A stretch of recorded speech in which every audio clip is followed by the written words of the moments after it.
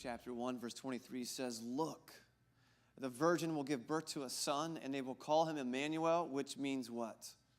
God is with us. If you're new with us tonight, we're in part 3 of a 4-part message series, and the title of this message series is God with Us.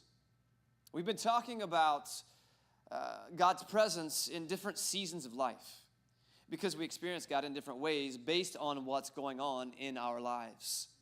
In week 1, we talked about God in the valleys. You ever been in a valley? I think all of us have been in a valley. We talked about God's presence in the valley. And what we learned when we talked about God's presence in the valley is that we may get to enjoy God on the mountaintop when things are good, but we get to know God intimately in the valley. Last weekend, Brooklyn brought a word to us, and she helped us understand and think about the presence of God in the wilderness. The wilderness is that place you may travel through for a really long time, a place that you really don't want to be. You want to get yourself out of it. But what we found out is that God often whispers in the wilderness. And why does God whisper? God whispers because God is close. And what we learned is that your deepest need becomes a gift when it drives you to depend on God. So what I want to do today is I want to focus on and I want to think about God's presence in the storms. You ever been in a storm before in your life? Like something that you wish you weren't experiencing and you want out of it? There's a pastor who once said that you're either in the middle of a storm or you're coming out of a storm or there's a storm right around the corner. In other words, life can be difficult, which I realize if you're new, that's not like encouraging for you to come and hear that life can be difficult, but it can be true. It can be true. And the question is, where is God for you in the midst of a storm? Where is God for you in the midst of a storm? Last year, Hurricane Irma, slammed us, didn't it? It slammed us. Some of us, our house was okay, and some of us, our house was just torn apart. Some of us, we had to get new roofs, and some of us had to build a new house. Some of us got flooded, and some of us had power the entire time, and we all hate those people. And next year, if it happens again, we'll be at your house. But Hurricane Irma hit us last year, and if you're like me, you might think it's a little bit funny, like sort of funny, that we name killer storms after people's names. Imagine if we named like everyday events after people's names. How absurd it would be. Imagine that you couldn't make it to work one day, and so you called up your boss, and you said to your boss, "Hey, boss, I'm not going to be able to make it in today because I was hit by Hangover Howie. Just can't make it in today, boss." Or what if you called your friends that you were planning this special time with, you picked up your phone, you said, I'm so sorry, I'm not going to be able to make it there because I was hit by Diarrhea Diana. I can't make it there. I am so sorry. Like, how odd would it be if we named like different parts of our life that we went through? You know, for many years, they didn't name storms after people's names. They named them after geographic areas. For a lot of years. And then in 1954, weather specialists, I don't know which group of them, but they decided to start naming storms after their wives and their girlfriends. Which is kind of a stupid idea, isn't it? I mean, can you imagine being a weather specialist and coming home to your wife or meeting up with your girlfriend, and then you begin to tell them this story? Oh, I've been doing some research on this massive storm that's heading in our direction. And it is going to kill a lot of people, most likely. And it will cause catastrophic damage. And as I was looking at this storm, it reminded me of you. And so I named the storm Hurricane Brooklyn. Don't you feel loved? Loved.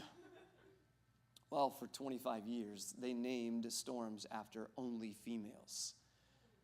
And then all of a sudden, storms were like, we want equal rights. And they started naming storms after males as well. Now, the thing is, if a storm is like significantly bad, they decided also that you retire the name. If it's a bad storm, you retire the name and you never use it again. But here's the deal. Some of you are in the middle of a storm in your life right now, and you're really tempted to name it. I just wish I could make it through this storm of divorce. I wish I could make it through this storm of depression. I just wish that I could make it out of this financial storm. I wish I could make it out of this relational storm. We have things in our lives, storms that are happening, and we just wish that we could get out of them. There was some way to not have to experience them anymore. You know, sometimes we find ourselves in the middle of real pain, and we just want the storm to go away. I mean, what do you do when you're in the middle of a storm? Unfortunately, a lot of people, when it comes to God, when they're in the middle of a storm, they blame God. Or they'll question, where is God? Doesn't God care? God says that God loves me. Where is God in this storm? That's the questions we ask, which brings us to our key thought for today. I want you to hear this. Like, forget everything else, but I want you to hear this. Never allow the presence of a storm to cause you to doubt the presence of God. Never allow the presence of a storm in your life cause you to doubt the presence of God. Let's go to the book of Acts, chapter 27, because if we go to the book of Acts, chapter 27, we'll find a group of men who are on a boat in a crazy, massive storm. Crazy, massive storm. And this storm went on for days, several days. The crew became so terrified, they started throwing cargo overboard. They were convinced that this is the kind of storm that was going to take them down. They believed in all their heart that they would not make it out of this storm alive. So I want to jump with you to verse 20 about this story in the book of Acts, chapter 27. I want to pick it up there because it says this. When neither sun nor stars appeared for many days, the storm continued raging. I wonder how many of you right now would use that phrase to describe something that you're going through right now. That you would say, it just won't stop. It says the storm continued to rage, and then they said this, the men on the boat, we finally gave up all hope of being saved. Give up all hope. Now that phrase, it kind of strikes me hard because as a pastor, I speak to people all the time who have given up hope. I speak to people almost every day who have lost all hope. Like there's just no way that my marriage will survive. There's just no way that we will be able to climb out of this financial debt. There's no way that we will defeat this cancer. I will be single the rest of my life. We will never, ever be able to have our own child. After what's happened, I will never be able to afford graduating from college. Some of us have been there. Some of us are there right now. It says they gave up all hope. The storm continued to rage, and these men, they gave up all hope. And then in verse 21, it says this. It says, since they had been without food for a long time, Paul, their leader, then stood up on the boat among them and said, men, you should have listened to me and not have set sail from Crete, and thereby you would have avoided this damage and loss. So why were they in this storm? Why were they in this storm? It's because they didn't listen. They didn't listen. It's their own fault. They're in this storm even though somebody told them you shouldn't go in that direction. They made a conscious decision to go into this boat even though someone told them otherwise. It's their own fault. Now, have you ever noticed how in Christian circles, if you're not a Christian, you may like this. Have you ever noticed how in Christian circles, so many people blame the devil for everything? Blame the devil for everything. Like it's the devil's fault. The devil did it. But you need to hear this. No. Actually, sometimes, forgive me for saying this, but sometimes it's your own dumb fault. It's your own dumb fault. Because sometimes you're in the middle of a storm because you spent too much money.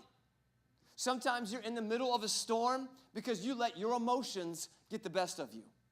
Sometimes you're in the middle of a storm because you procrastinated. Students in the room blaming the devil for getting a bad test score. That's not the devil's fault. Now listen to this. Some of you are in the middle of a storm because you didn't listen when someone told you that's not a good person to be in a relationship with. Your mommy told you, your daddy told you, your pastor told you, your best friends told you, and the fortune cookie told you. But you argued back and you said this. You said to everybody, including the fortune cookie, but this person has so much potential. And the person does to ruin your life. And then you date them anyway.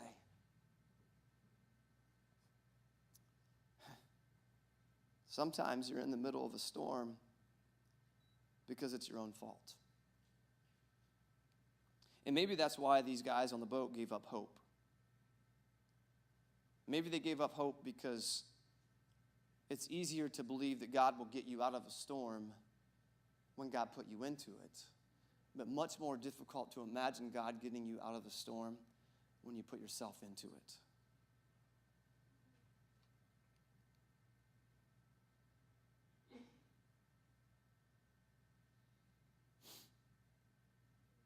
Because what we start to think is, I don't deserve to be rescued. The story says the storm continued to rage, and they gave up all hope. You know, some of you are there. Some of you in the room right now are there. You've given up all hope. You just believe this storm is going to be the thing to take you down. You're convinced that you won't make it out of this alive. And honestly, you don't even want to make it out of this alive. You're almost ready to jump off the boat and just allow the waves to take you under. But check this out. There are some people on the boat who it wasn't their fault. There had to be some people on this boat. You have to imagine with me, there were people on this boat who heard Paul say, you shouldn't go on this ride. You shouldn't go out into these seas. There must have been somebody on the boat who said, Paul said we shouldn't do it, so we shouldn't do it. There had to be a number one on this boat. If you know the Enneagram, you know what I'm talking about. They like to follow rules. The problem is when somebody knows between right and wrong and they heard someone say that you shouldn't go, but then the captain is the one who gets to make the calls, and the captain says go, what do? You go. And so now you are on the boat in the middle of a storm, and it's not your fault. It's not your fault. Don't raise your hand, but how many of you have ever been in a situation in the middle of a storm when it wasn't your fault? For example, your mom and dad get divorced, and now you're in the middle of a storm. Or the company that you work for made some bad decisions, and now you're in the middle of a storm. Or you trusted someone and they didn't deliver, and now you're in the middle of a storm. You know, whatever the reason, whatever the case may be, sometimes in the middle of a storm, whether it's your fault or somebody else's, it's easy just to give up hope. The storm continued to rage, and they all gave up hope. And the word for you tonight is to never, ever let the presence of a storm cause you to doubt the presence of God. And this is what Paul says in verse 22. Paul says in verse 22, but now I urge you to keep up your courage. But now, like these guys are on this boat, they're freaking out, they're throwing stuff overboard, they believe they're going to die. And then Paul says, but now I urge you to keep up your courage. You know, I want to say to some of you to keep up your courage, to keep your faith, and believe that this storm isn't going to take you down. Paul says to the men on this boat to keep up your courage because not one of you, he says, will be lost. Only the ship will be destroyed. And then he says in verse 23 that last night, Paul says, last night, an angel of the God to whom I belong and whom I serve stood beside me. I want to stop there for a moment because I want you to imagine that you're in the middle of a storm and God is with you. I want you to imagine that you're in the middle of a storm and God is with you. God is with you. Like God's Holy Spirit has gone before you. God's Holy Spirit dwells within you. It hears your prayers. It comforts your hurts. It directs your steps. I want you to imagine that you're in the middle of a storm and God's presence is with you, because Paul says, an angel of the Lord stood beside me in the middle of the storm. Where is God in the middle of the storm? Right next to you. Right next to you. Never let the presence of a storm cause you to doubt the presence of God. For those of you who like bonuses, how about a bonus verse about the presence of God?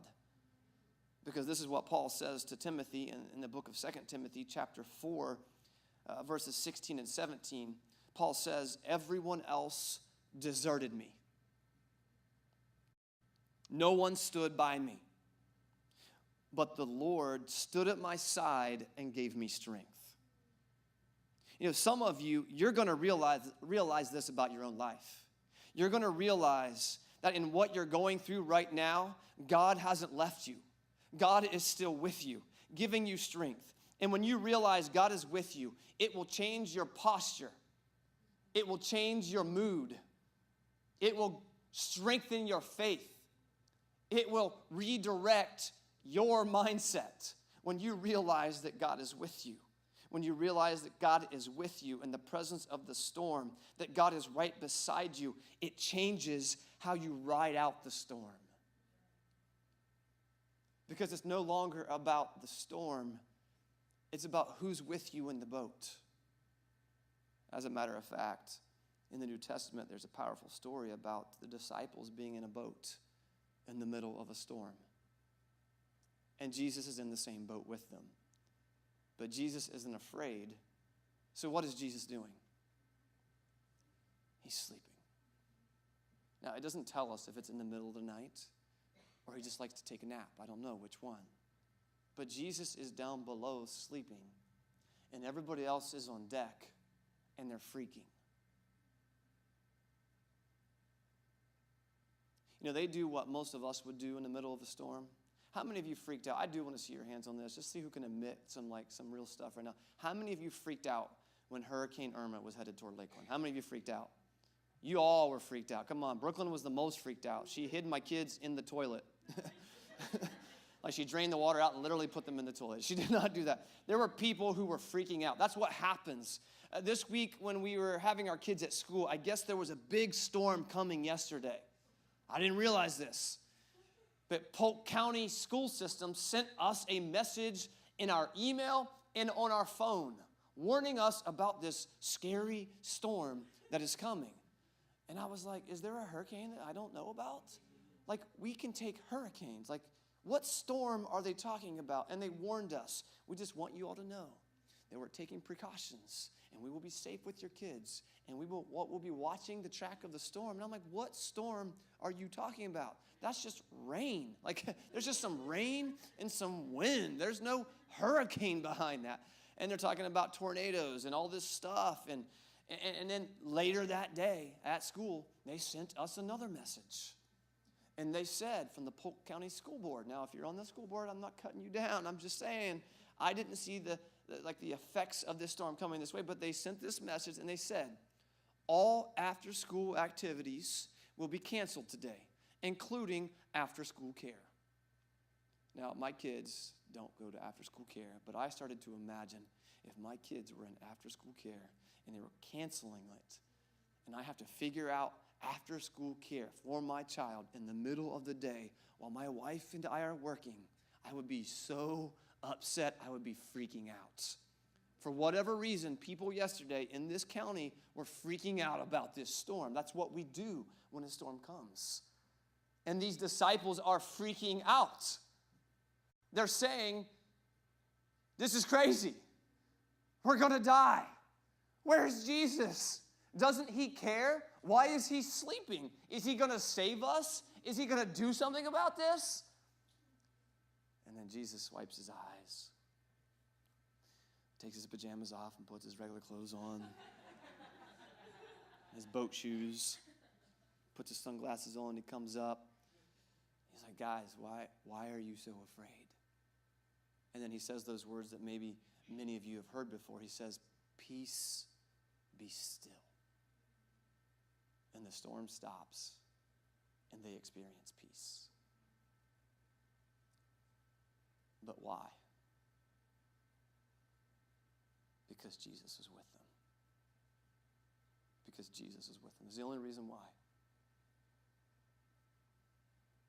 Real peace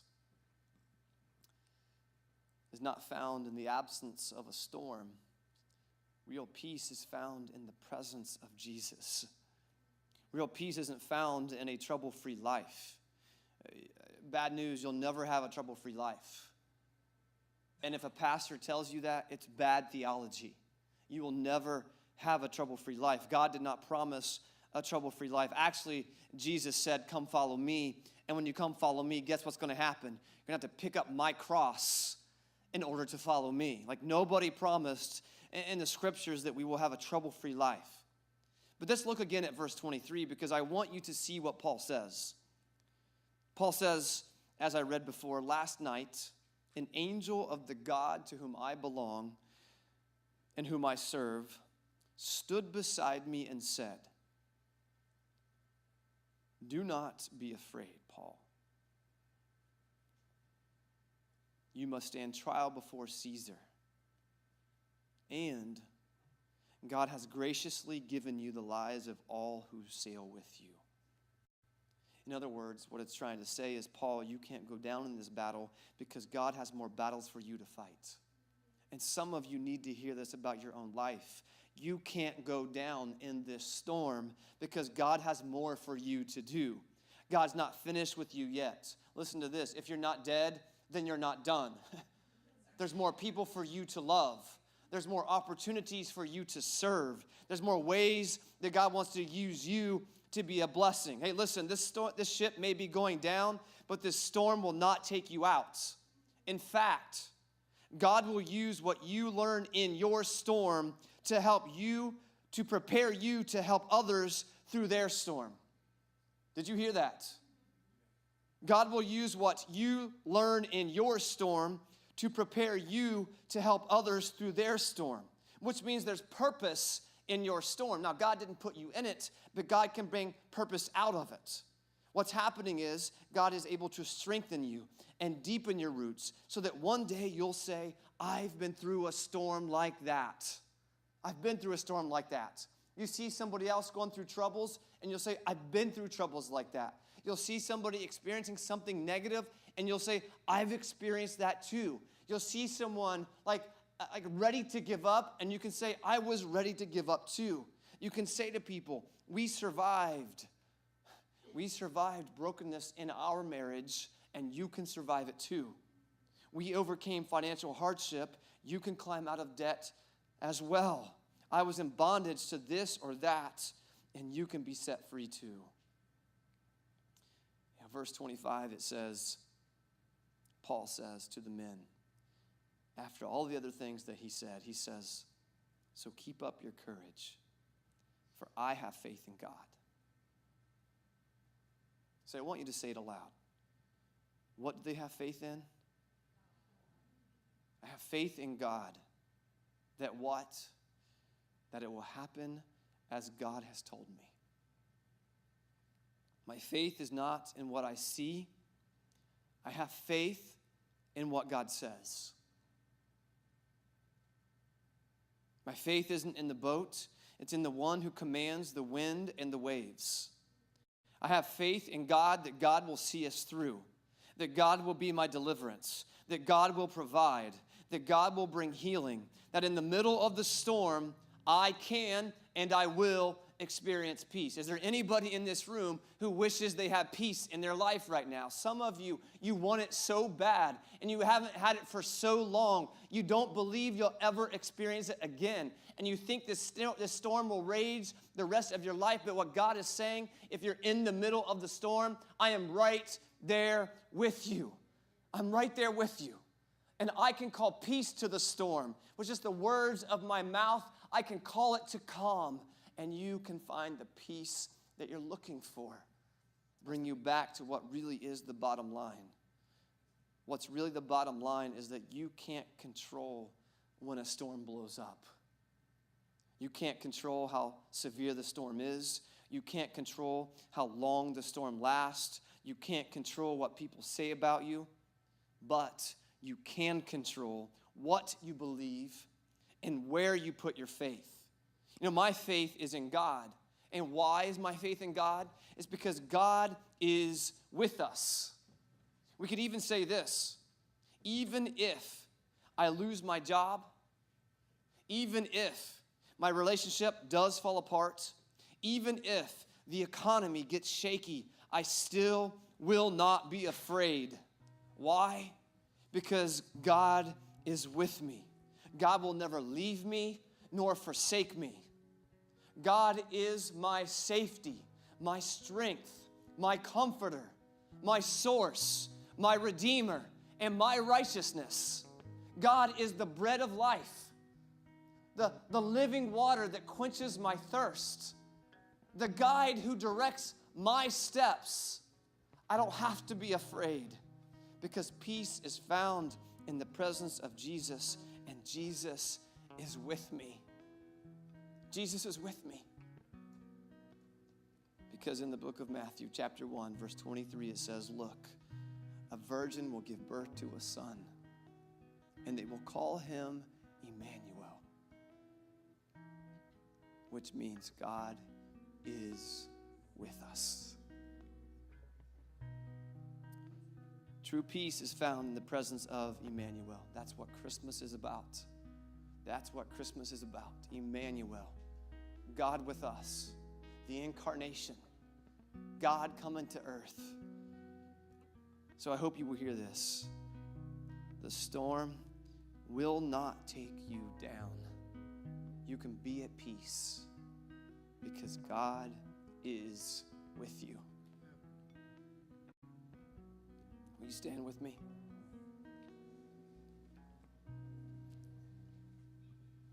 Yeah, you can't preach a message like this and not give somebody the chance to meet Jesus for the very first time. You can't. Like, you can't preach a message about Jesus being with us and not have the opportunity to try to meet Jesus. And so some of you are here and you're like, I'm in such a bad storm. I've been in it for so long and I've never had a chance to meet Jesus. I want to meet Jesus tonight. I want to know that Jesus is with me. I want Jesus to call peace to my storm. And so in just a moment, I'll pray for us, and you can say the words that I say as an invitation for Jesus to make himself known to you. But there's others of you in the room right now, and you're going through a storm, and you believe in Jesus. But Jesus is sleeping below deck because Jesus is not afraid of the storm that you're going through. He's not afraid. He's actually not even afraid that you can handle it. It's only you and your own fears. Now, there's two groups of people in this kind of situation. There's some of you in the room right now who are in the middle of a storm, and it's your fault. Yep. It's your fault. Like, I don't normally call people out, but it's your fault. Like, you're the reason why you're in this storm. You didn't listen when you knew the right answer or the right choice or the right decision or the good way to go. You chose the bad, and now you're in the middle of a storm. But God still wants to come rescue you and call peace to your storm. Others of you in this room, it's not your fault. You didn't put yourself in this situation. And maybe you want to blame someone else and be angry at them. And because you have so much anger at the situation, you're not able to know that God is with you and that you don't have to be afraid and that you won't be in this storm for the rest of your life. Peace can come. So what I want to do for you, for those who are believers in Jesus and who are in the middle of a storm, and who want to know the presence of Jesus with you so that you can find peace, I'm going to invite you to just come forward as we sing this song, and I'm just going to pray for you. That's all I'm going to do. I'm just going to pray for you. You don't have to kneel. I just want you to come forward. Just stand up here in the front row. You don't have to kneel. You don't have to bow your head. All you have to do is come up here in the front row, in this section up here, and I will say a prayer over you that you would know Jesus.